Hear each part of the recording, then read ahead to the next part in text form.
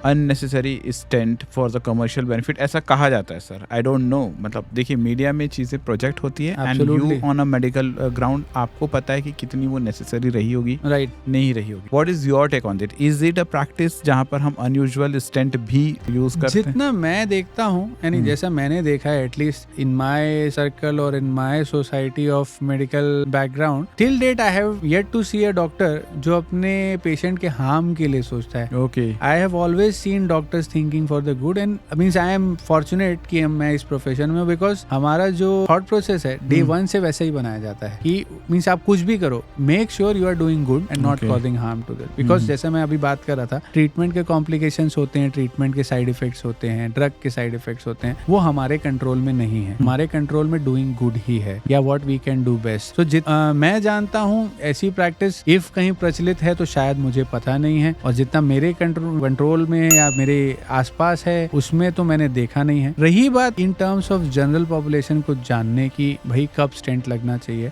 अगर आपका block LAD एलसीएक्स RCA ये 3 आर्टरी होती हैं और चौथी आर्टरी होती है लेफ्ट मेन, तो अगर ये एलएडी एलसीएक्स आरसीए 3 आर्टरी में 70% या उससे ज्यादा है तो आपको स्टेंट लगेगा। अगर लेफ्ट मेन में 50% से ज्यादा है तो आपको स्टेंट लगेगा। अदरवाइज 30% 40% में स्टेंट नहीं लगते। तो this is an information which I think everyone should have. जितना मैं भी अपनी प्रैक्टिस देखता हूँ, बिकॉज कई बार होता है ना कि पेशेंट आपके पास आ रहा है या हमारा पेशेंट, तो हम अपने डिसीजंस इसी पॉइंट ऑफ व्यू को बेस पे रख के रहते हैं। एंड अभी तक तो मुझे देखने तो नहीं मिला कि it is again a myth की बस, जैसे ये मिथ भी है कि आपकी अगर एंजियोग्राफी हो रही है तो मतलब आपको स्टेंट डाल ही दिया जाएगा। सो ये एक मिथ है। अब जब ये केस हार्ट अटैक का आता है तो हार्ट अटैक आया ही ब्लॉक के कारण हो, so that is the reason कि एंजियोग्राफी के बाद स्टेंट डलते हैं, बट नॉट नेसेसरी कि अगर आपकी एंजियोग्राफी नॉर्मल आती है तो स्टेंट डलेगा। This is not necessary. Okay, and ऐसा कब होता है कि doctor prescribe bypass surgery as compare to angioplasty? जब आपके मल्टीपल ब्लॉकेजेस हों तो in that scenario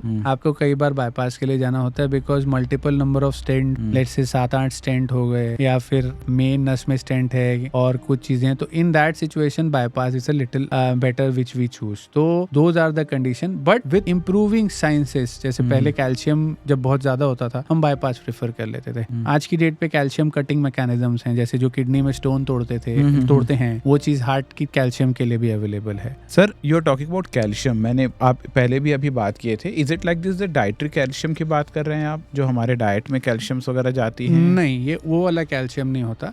this is the calcium जो हमारी बॉडी से टूट के एक्स्ट्रा जो कैल्शियम, डेड कैल्शियम होता है जो जमा होता है। अच्छा, so this is not the dietary calcium. कई बार इसलिए हमने सुना भी कि सर वो कैल्शियम जमा हो गया था, रिपोर्ट में आपने बोला था तो मैंने कैल्शियम खाना बंद कर दिया। So it is not like that. अच्छा, एक्स्ट्रा कैल्शियम अगर आप खा रहे हैं, आपकी रिपोर्ट में सीरम कैल्शियम ज्यादा आता है तो डेफिनेटली आपको कैल्शियम की जरूरत नहीं है, बट जो आप खा रहे हैं वो जमा हो रहा है ऐसा नहीं है। अच्छा, ये जो बॉडी और बोन से जो एक्स्ट्रा कैल्शियम, जो डेड कैल्शियम टूटता है, ये वो वाली। हार्ट डिजीज को क्या अभी भी we should consider it as a basically a men's problem, या इस पर भी कुछ शिफ्ट हो रही है? I think it is a men as well as a women's both's problem, and genetics do play a difference because hormonal protection कुछ हद तक मिल जाता है females को। That is the reason कि उनका थोड़ा late problems आती हैं heart की, but ऐसा नहीं है कि late आती हैं तो आती ही नहीं है। Because after menopause things start increasing exponentially। menopause के बाद risk बढ़ना शुरू होती है। हाँ, again hormonal changes ये सारी चीजें determine करते हैं, because आपके estrogen, progesterone, जैसे estrogen, high amount of estrogen जब हम रहता है तो बॉडी में क्लॉट्स के टेंडेंसीज बढ़ जाते हैं, तो वो वेन में भी हो सकते हैं, आर्टरीज में भी हो सकते हैं। So there are different things that happen. आपका मेटाबॉलिज्म चेंज होता है, तो any kind of hormonal issues में आपके थोड़े बहुत बॉडी के मेटाबॉलिज्म फ्लक्चुएशंस होते ही हैं, तो वो प्रॉब्लम रहता ही है। तो बट सेइंग कि विमेन में कम होता है या it is just a men's problem, it will be a wrong. Somewhere I have seen कि ऐसा बोला जाता है कि मेंस प्रॉब्लम इसलिए ज्यादा है because main undergo lot of stress, but ऐसा भी कहा जाता है कि विमेन भी तो इमोशनल स्ट्रेस से I would say stress is not gender dependent, है ना? If you see, stress is a predominant thing जो सबके साथ ही है। I think it is just the capability of a human to deal with it। अगर दे कुछ अच्छे होते हैं से हैंडल ही नहीं होते। There are two extremes of it। बाकी लोग बीच में। ऐसा कोई केस है सर दैट आपको इतना सरप्राइज किया कि डिफाइड ऑल मेडिकल ऑड्स, मतलब वो जो रिजल्ट एकदम अनएक्सपेक्टेड रहा हो? काफी ज्यादा केसेस होते हैं। जैसे कई बार क्या होता है कि when people are on long term ventilators and हमको लगता है कि चीजें नहीं हो पाती and over a period of time slow recovery start, तो कई बार 1 महीना 1.5 महीना और उसके बाद जब रिकवरी होती है तो those are the kind of good things where we feel कि नहीं यार, this is the kind of, that is why will power plays a big role. Bypass surgery के बाद like quality of life and quantity of life, like life expectancy, वो कितना रहता है?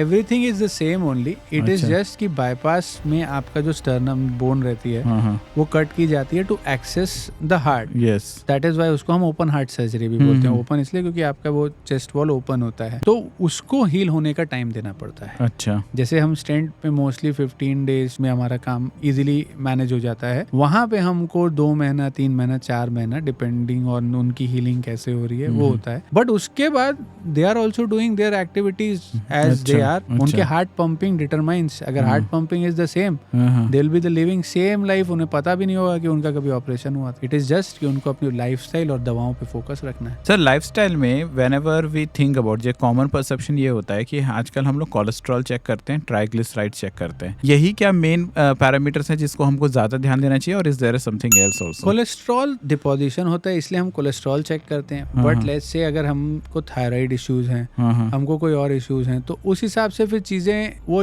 Develop होने में अभी हुआ नहीं है, but over the period of time develop हो जाता है. अच्छा. So we should be keeping a track of our liver parameters, our kidney parameters. अच्छा. हमारे cholesterol, thyroid, sugar, because sugar ultimately आपके रेजिस्टेंस को वो करेगी. अच्छा. So that is where हमको सारे पैरामीटर्स के ऊपर वॉच रखना. Okay. But when we talk about this cholesterol and triglyceride, तो कोलेस्ट्रॉल में बेसिकली 3 चीजें होती हैं जो हम ज्यादा देखते हैं. इंपॉर्टेंट सारी हैं, ज्यादा देखने वाली चीजें हैं HDL, LDL और triglyceride. HDL is good cholesterol, basically जो सेइंग होती है, एंड LDL एंड ट्राइग्लिसराइड जिसको हम बैड कोलेस्ट्रॉल बोलते हैं. तो LDL और ट्राइग्लिसराइड के लिए ही यूजुअली फिर हम दवाइयां देते हैं. एंड HDL इज लाइक कि अगर कम है तो एक थोड़ा रिस्क फैक्टर रहता है, बट पर से स्टडीज अभी तक ये बेसिकली दवाइयां उन HDL बढ़ाओ और हार्ट अटैक रोको वैसा वाली प्रूवन वो नहीं है. अच्छा. बट डेफिनेटली जब आप LDL और ट्राइग्लिसराइड कम करते हो तो आपके ब्लॉकेजेस होने के चांसेस थोड़े कम हो जाते हैं. And over the period of time we require कि आपका ट्राइग्लिसराइड्स या LDL लेवल उतना नहीं हो कि वो डिपॉजिट होना. ओके. एंड सर, ये कौन से फूड को like we have to avoid, जैसे ट्राइग्लिसराइड्स वगैरह की बात है? For triglycerides you have to avoid highly oily cooked foods. Okay. क्योंकि आप जितना, खास करके multiple amount of oil use. Okay. क्योंकि आप जितने बार भी ऑयल यूज करोगे जो उसमें सैचुरेटेड फैट्स हैं वो बढ़ते चले जाते हैं. अच्छा. तो सैचुरेटेड फैट्स कई बार, मोस्टली ट्राइग्लिसराइड आपकी बॉडी से बनता है मोस्ट ऑफ द टाइम, जो एब्जॉर्ब करते हो. अच्छा. But these are the kind of stuff जिससे कि आपका ट्राइग्लिसराइड का रेशियो थोड़ा और बढ़ जाता है.